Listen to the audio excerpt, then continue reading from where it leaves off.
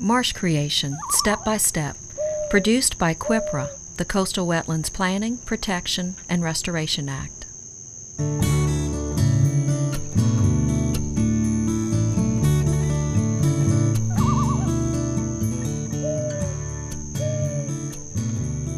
Just off the coast of central Louisiana, at the east end of Marsh Island, lies a fragile ecosystem that exemplifies the current crisis of wetland loss. It also offers an example of current coastal restoration techniques in action. Hurricane activity has caused this area to suffer some of the greatest loss of land along the Louisiana coastline. As a result, East Marsh Island was selected for a marsh creation project under the Coastal Wetlands Planning, Protection, and Restoration Act, or CWIPRA. The project creates more than 360 acres of new marsh and nourishes an additional 500 acres of existing but endangered marsh. But how, exactly, can new marsh be created or enhanced? Step by effective step, with close collaboration among scientists, environmental engineers, and construction specialists. The first action to create marsh is to identify an accessible source of sediment. Well, we do a tremendous amount of geotechnical investigation. We try to first locate an area that's within a reasonable distance of our marsh creation site, which is usually around a 5 to 6 mile range. And then we'll take soil samples, borings, and so forth to look at the material, determine if it's suitable for marsh creation.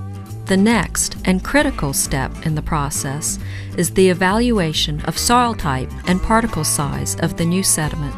Well, we're looking more for a fine-grained material, which would be more of a clay or a silty material, because that supports the vegetation, has more nutrients in it, and it creates a better platform to support the vegetation. The site must then be prepared for sediment delivery.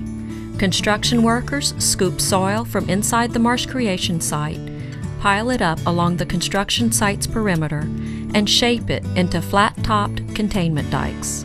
More than 4 miles of dikes were constructed for this project. These dikes will hold the sediment once it is delivered, allowing the particles to settle. Because this material we're working with has so much silt and clay into it, it doesn't stay in one place. So before we even start pumping, we have to build these containment dikes on the outside. And then we pump the material in and it's like a big muddy soup. Sediment is then dredged from the borrow site and mixed with water to form slurry that can easily be pumped through a pipeline to the project site, filling the open water area to the desired depth. The sediment is coming from Cote Blanche Bay, about 6 miles east of here. It's a slurry with probably about 70% water and 30% solids or soil that's actually being pumped in here. There's a large cutter device on the end of the suction pipe, and all it is a huge vacuum cleaner type deal. It picks up the material, runs it through the pipe and the pump, and we're disposing of it about 24,000 feet from where we're at now, taking out about 40,000 cubic yards of material a day. Sediment settles to the bottom of the fill area, and water runs off through weirs and gaps in the containment dikes. During the engineering and design phase, a substantial effort is undertaken to identify what would be an ideal or target final marsh elevation. For this particular project at the construction phase for the marsh creation, sediment was being pumped to approximately 3.5 feet with the expectation that that sediment will settle over the initial 2 to 3 years to approximately 1.8 feet as a healthy marsh platform.